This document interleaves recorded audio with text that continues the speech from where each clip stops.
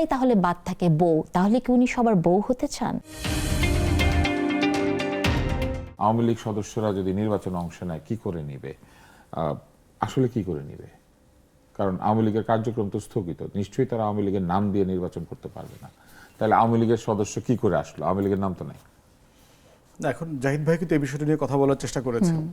একটা বিষয় হচ্ছে, ধরেন এমন একজন আওয়ামী লীগার যে কখনো কোনো পদ পদবিতে ছিলেন না, কিন্তু এলাকার মানুষ জানে যে এই লোকটা আওয়ামী লীগের সাপোর্টার, তাকে তো আপনি এই নিষিদ্ধ ফ্রেমে আপনি তাকে তো ইমিডিয়েটলি ব্যান করতে পারবেন না যে কার্যক্রম নিষিদ্ধ আছে, কারণ সে তো আওয়ামী লীগ আকারে কোনো পদ পদবি দিয়ে আপনি তাকে প্রমাণ করতে পারবেন না। সমস্যাটা হবে অন্য জায়গায়, যে বিএনপিরই দেখবেন এক একটা জায়গাতে নির্বাচিত হতে চায় এমন মেম্বার চেয়ারম্যানের সংখ্যা 5 জন 7 জন 9 জন, এবং তারা প্রত্যেকে কিন্তু আওয়ামী লীগের যে ভোট ব্যাংকটা আছে এইটাকে সে পাইতে চাইবে। এবং দিন শেষে সে জানে যদি এখানে কোনো মাইনরিটি ক্যান্ডিডেট হয়, এখানে যদি কোনো আওয়ামী লীগের ক্যান্ডিডেট থাকে, তাহলে এই ভোটটা সে পাবে না। তাহলে এইটা দেবার মধ্যে যদি চেষ্টা করা হয়, তাহলে আমরা ধারণা করছি স্থানীয় সরকার নির্বাচনে এমনিতেই বিএনপির আন্তদলীয় কোন্দল ব্যাপক আকারে এবং খুন খারাপি লেভেলে চলে যাবে, সেটা আরও বাড়বে। রিসেন্টলি আপনি দেখেছেন যে রাউজানের রিলেটেড বিএনপি দলের নেতাকর্মীরা এক গ্রুপ আরব গ্রুপকে খুব ব্রুটালি হত্যা করেছে, মানে, এবং 40-50 জন রাজনৈতিক খুন হয়েছে শুধুমাত্র চিটাগংয়ে। তো এইটা স্থানীয় সরকার নির্বাচনে যদি আওয়ামী লীগকে কোনোভাবে স্পেস দেওয়ার চেষ্টা করা হয়, এইটা শুধু বিএনপির আন্তদলীয় ভায়োলেন্সের পাশাপাশি এইটা ইন্টার পার্টি ভায়োলেন্সের দিকেও যাবে। এবং যেটা ল এনফোর্সমেন্ট এজেন্সির সোফার যে পারফরমেন্স, তাদের আইন শৃঙ্খলা অ্যাড্রেস করবার যে পারফরমেন্স দেখতে পাচ্ছি, তারা কোনোভাবে ডিল করতে পারবে আপনি না। বারবারই নির্বাচনে সন্ত্রাসের আশঙ্কা করছেন, ভায়োলেন্সের আশঙ্কা করছেন। কেউ যদি এইভাবে বলে যে আপনি আসলে সবাইকে বলছেন যে এটা হোক, এটা তো দেখতে পাচ্ছি। আপনি ব্রুটালি যে পলিটিক্যাল মার্ডারগুলো হচ্ছে, শতাধিক খুন খারাপি হয়েছে বিএনপির আন্তদলীয় কোন্দলের কারণে। এবং গত সপ্তাহে আপনি দেখেছেন 3 জনের ছবি ফুটেজ সহকারে এসছে, শটগান নিয়ে দৌড়াচ্ছে যুবদলের এক নেতাকে হত্যা করবার পরে। এগুলো কিন্তু প্রচুর হচ্ছে। ব্যাপারটা এরকম না যে আমি করবার জন্য উস্কানি দিচ্ছি, এগুলো ইতিমধ্যে হচ্ছে। আচ্ছা, আরেকটি বিষয় একটু আপনাকে বলি, আপনার মতামত নিয়ে আমরা নাহরিনের কাছে যাব। সেটা হচ্ছে এনসিপির মুখপাত্র, অন্যতম মুখপাত্র সার্জিস আলম, তিনি বলেছেন যে সারা দেশ থেকে এনসিপিতে যারা বিভিন্ন পর্যায়ে দায়িত্বে আছেন, নেতৃত্ব দিচ্ছেন, অথবা অন্য কোনো রাজনৈতিক দলে যারা পরিশ্রমী গ্রহণযোগ্য, যারা মানুষের উপর জুলুমের সাথে সম্পৃক্ত ছিল না, যাদের সঙ্গে ফ্যাসিস্টদের সরাসরি সম্পৃক্ততা বা অপরাধের সম্পৃক্ততা ছিল না, তারা অন্য যে কোনো রাজনৈতিক দলেরই হোক না কেন এনসিপির প্রার্থী হওয়ার জন্য আবেদন করতে পারবেন। তাহলে কি তারা বলে দিচ্ছেন যে আওয়ামী লীগ যারা করেছেন কিন্তু জুলুমের সাথে সম্পৃক্ত ছিলেন না, তারা এনসিপির হয়ে ইলেকশন করতে পারবে? এটা তো এনসিপির আহ্বায়কের আগেও আর অন্য মিটিংয়ে আওয়ামী লীগের নাম ধরেই বলেছে। আওয়ামী লীগের তাহলে একই কাজ বিএনপি করলে বলে যে পুনর্বাসন করছে, তাহলে কি সবাই পুনর্বাসন করছে? আমার দৃষ্টিতে প্রত্যেকটাই পুনর্বাসন, এটা কোনোভাবেই গ্রহণযোগ্য না আর কি।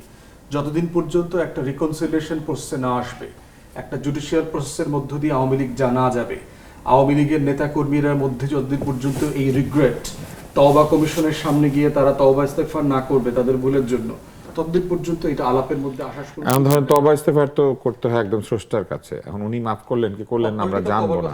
রাজনৈতিক তওবার কথা, এই তওবা কার কাছে করবে? ওই যে তওবা কমিশন, একটা রিকনসিলিয়েশন, একটা কমিশন, মানে মাফ চাইতে হবে, মানে কোনো না কোনো ফর্মে তো বলতে হবে যে আমি সরি, আমি যেটা করেছি। কিন্তু করলেই কি আপনি সরি অ্যাকসেপ্ট করবেন? অ্যাপোলজি অপরাধ করে তুলে না, কিন্তু প্রশ্ন হচ্ছে আপনি আওয়ামী লীগের ভোটার অথবা আওয়ামী লীগের আপনি এক দুইটা মিছিলে গেছেন, আপনি কোনোদিন কোনো অন্যায় অপকর্মের সাথে জড়িত ছিলেন না, চাঁদাবাজি করেন নাই, তাকেও মাফ চাইতে হবে?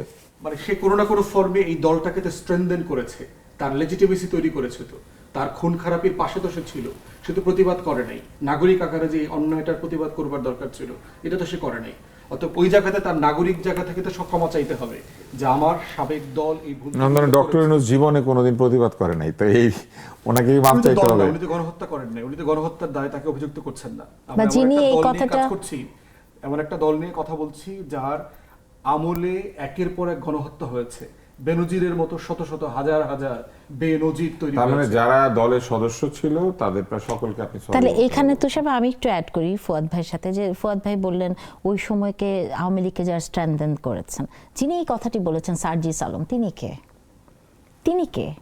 মানে তিনিও তো ছিলেন ওখানে, তাই না? আমরা এই জায়গাতে আপনার একটা মতামত পেলাম যে ট্রুথ অ্যান্ড রিকনসিলিয়েশন কমিশন যদি একটা হয়, সেখানে গিয়ে যদি যারা এই ধরনের দায়িত্ব পালন করেছেন এমন ব্যক্তিরা যদি গিয়ে, যারা সরাসরি জুলুমের সাথে সম্পৃক্ত না কিন্তু দলের কোনো না কোনো দায়িত্ব ছিলেন, reconciliation তো আসতে হবে।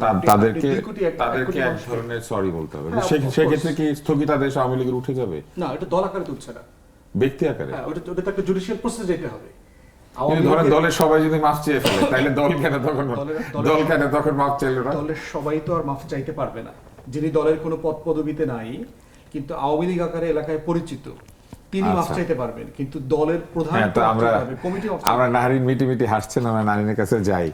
আপনার কি মনে হয় যে না, এটা তো একদমই সত্য কথা যে ফুয়াদ ভাই যে ফর্মে বলছেন, আমি যদি এই ফরম্যাটটাকেই ধরি তাহলে কার কার মাপ চাইতে হবে আপনি বলেন? আমরা গুপ্ত নামে একজন জানি না বাংলাদেশের রাজনীতিতে, সবাই মাপ কিন্তু চাইবে? মানে গুপ্তরা কোথায় ছিলেন? তারা তো আওয়ামী লীগের পদতলেই ছিলেন এবং সেই গুপ্তরাই আজকে দেখেন তারা অনেক কথা মানে বলছেন। ওই যে স্ট্রেংথেনিং পাওয়ারের মধ্যে তারা মানে 15 বছর strengthening ছিলেন। টিমের মধ্যে তারাও হ্যাঁ, তারা ছিলেন। ছিলেন ধরেন আপনার 24-এর মে পর্যন্ত হয়তো ছিলেন, জুন জুলাই আগস্ট থেকে তারা একেবারে অন্য রূপে আবির্ভূত হয়েছেন। তাহলে ফুয়াদ ভাইয়ের ফর্মুলা অনুযায়ী যে ক্ষমা চাওয়ার কথা, এই ক্ষমা কতজনকে চাইতে হবে?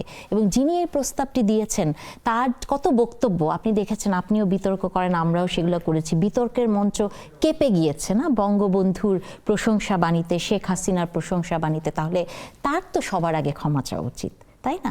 তাহলে সে যদি ক্ষমা না চায় তাহলে সে কি বলতে পারেন? কারণ তুষার ভাই, আমি একটা কথা বিশ্বাস করি সবসময় যে রাজনৈতিক আদর্শ আপনার আইডিওলজি, এটা যদি 5 বছর পর পর বা 3 মাস পর পর 6 মাস পর পর বদলায় অথবা আপনি গুপ্ত হয়ে যান, তাহলে কিন্তু এটা নিয়ে একটা প্রশ্ন আছে যে মানুষ হিসেবে আপনি আসলে কেমন। কারণ এই আইডিওলজিটা আসলে বলা তো হচ্ছে গুপ্ত হওয়া একটা কৌশল। হ্যাঁ, এখন যদি আপনি সবকিছুকে গুপ্ত হওয়াটা কৌশল, যেমন ধরেন কালকে সংসদে আমি দেখলাম যে ওনাদের জামাতি ইসলামের একজন নারী এমপি উনি দ্ব্যর্থহীন কণ্ঠে বলছেন যে প্রধানমন্ত্রীকে আমরা ভোট দিয়েছি। হ্যাঁ, জামাতি ইসলামী উনি করেন, উনি প্রধানমন্ত্রীকে ভোট দিয়েছেন, তাহলে কি উনি গুপ্ত বিএনপি? মানে এই প্রশ্নটাও তো উঠতে পারে। এটা উনি আসলে জনতার হয়ে বলেছেন যে বাংলাদেশের অধিকাংশ লোক তো দিয়েছে। এখন ধরেন অধিকাংশ তো আর বলে নাই, তবে আপনারা যদি ধরেন প্রত্যেকটা কথা আমরা যেগুলাকে বলি, মানে সমস্যাটা হচ্ছে এইখানে যে আমি নাহরিন যখন একটি কথা বলবো সেটার অক্ষরে অক্ষরে ধরে বিবেচনা করা হয়, আর যখন অন্য দলের কেউ বলবেন তখন এটাকে বলা হয় যে এটা তার ব্যক্তিগত মতামত। যেমন ধরেন কালকে এই যে কথাটা প্রসঙ্গটি উঠছিল যে একজন নারীর পোশাক নিয়ে যে কথাটা বলা হয়েছে, আমি এটা বিশ্বাস করি যে পোশাক নিয়ে কথা বলার কোনো প্রয়োজন নাই, যে এটা একটা স্বাধীনতা। কিন্তু আমার কাছে সবচেয়ে ইন্টারেস্টিং কি লেগেছে জানেন? এরপরে জামাতি ইসলামী যারা নারী এমপি আছেন তারা একটি বক্তব্য দিয়েছেন, তাদের মধ্যে একজন বক্তব্য দিয়েছেন, তার নাম নুরুন নাহার সিদ্দিকা। তিনি খুব এগুলো নিয়ে কথা বলছেন। আপনি জানেন এই ভদ্র মহিলা, উনি জামাতের মহিলা উইংয়ের প্রধান। আমি একটি কথা বলেছিলাম যে রাজনীতিতে জেন্ডার পলিটিক্সে মা বোন বলা যায় না। হ্যাঁ, আপনি পার্টিকুলার কিছু জায়গায় বলতে পারেন, কিন্তু মা বোনের শিক্ষা, মা বোনের রাজনীতি বলতে পারবে না। এই নুরুন নাহার সিদ্দিকী, হ্যাঁ নারী মনে করে, এই নুরুন নাহার সিদ্দিকী এটা রেকর্ডেড, ওনার বক্তব্য আছেন। উনি আমাকে বলেছেন যে উনি মা এবং বোন হতে চান না, উনি একটাই তাহলে বাদ থাকে বউ। তাহলে কি উনি সবার বউ হতে চান? তাহলে এই কথা যদি একজন বলে থাকেন এবং তিনি নারী রিপ্রেজেন্টেটিভ এবং তিনি কালকে নারীর হয়ে কথা বলছেন, তাহলে কি এটা খুব সিলেক্টিভ নারীবাদ না?